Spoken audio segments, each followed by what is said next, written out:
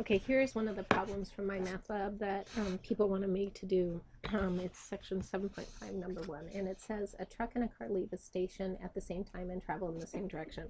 So basically, we have a car and a truck leaving at the same time, heading in the same direction, but the truck is going at 48 miles per hour and the car is only going at 40. So obviously, the truck is always going to be a little bit ahead, and it says they maintain radio contact within 12 miles.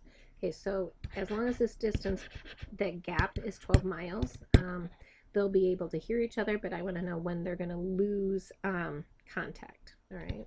And so the time is the same because they both left at the same time.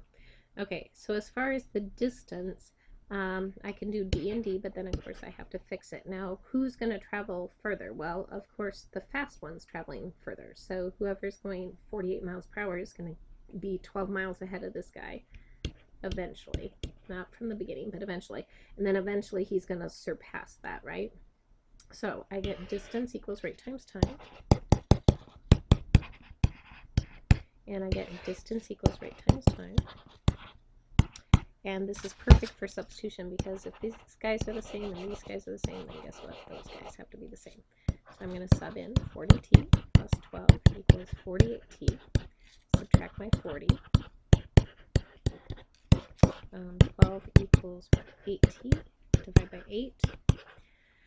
Let's see, that reduces to what? 3 halves equals t, which is what? 1.5 hours. Okay.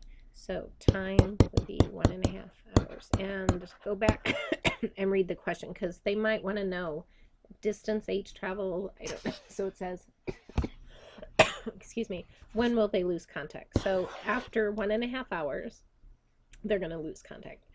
Technically, at 1.5 hours, they would still have contact because they're within 12 miles, but 1 second past that, they're going to lose contact.